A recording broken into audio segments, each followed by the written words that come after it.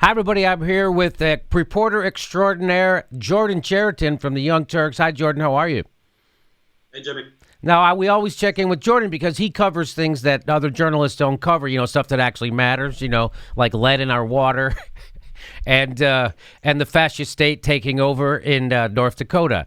So there was some interesting developments about DAPL. Was there an oil leak? Yeah, this now totals the third leak before the pipeline is even operational. And Wow. by the way, when we say 3 leaks, that's the only leaks that have been reported so far. We're probably talking way more than 3.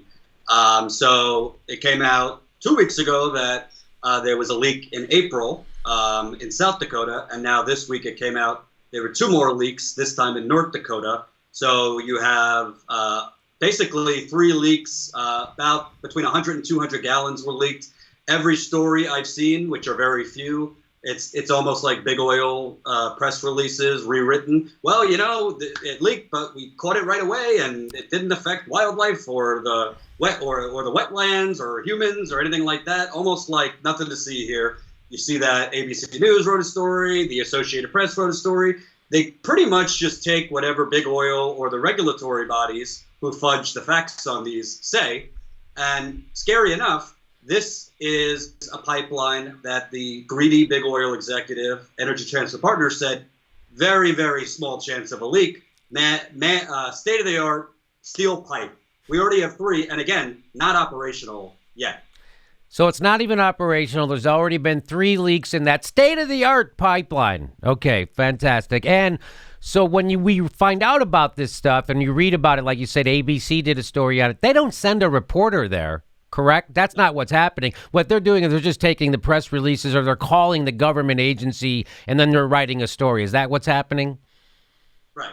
And like I said, I did a video, PBS, which has become a joke. They interviewed the CEO of Energy Transfer Partners, I think in December, and that's when he made this state-of-the-art steel pipe statement.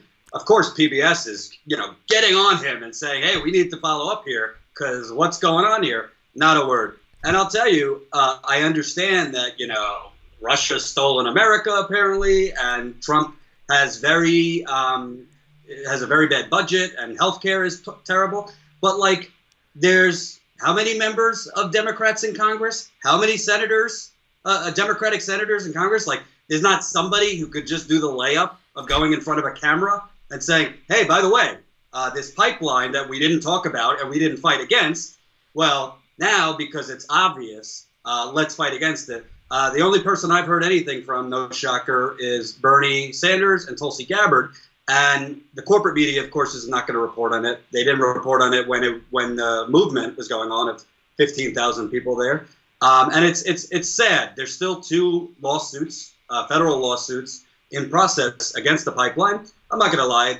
They have a small chance of winning, but obviously their case is bolstered when you have leaks already before it's operational. But the masses do not even know about these leaks, Jimmy, because nobody's reporting on it. Yeah, people do not. Well, that's why we're reporting on it right now. And, it's just, boy, I just can't believe this country anymore. And it's worse than people think. And, when we have to get our information from YouTube people, and if we don't, we're not going to get it.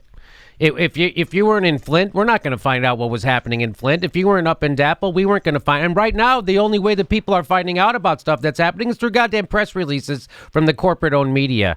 So thank God a reporter like you, actually, who's been there several times, spent weeks and weeks up there, so you know this story inside and out. In fact, you schooled the local news hack on his own show about this. So the way the corporate news reports it, they don't actually even go there. They just, again, repeat what the police say, they repeat what the oil company says, and they repeat what the regulatory body says. And then you as a reporter go there and you go, hey, that's all phony. That's all false.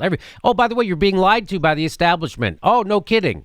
So thank you for doing that. Go ahead. By the way, that local hack kept telling me, oh, no, this is just speculation. This is just speculation. Well, how's this for speculation, you fucking idiot? Yeah. It's already leaked several times. And I just want to stress again, because I'm very honest on what I don't know, we have no idea if it's only been 3 leaks. That's just what they've reported.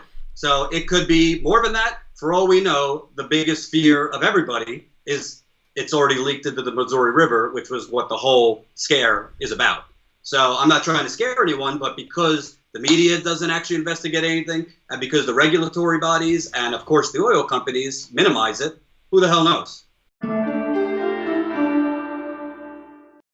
The next live Jimmy Dore show is June 19th in Burbank, California, and July 15th in San Francisco at the Great Star Theater. For all links for all tickets to those shows and our full schedule right there, there's a link to jimmydorecomedy.com. We'll see you at those live shows.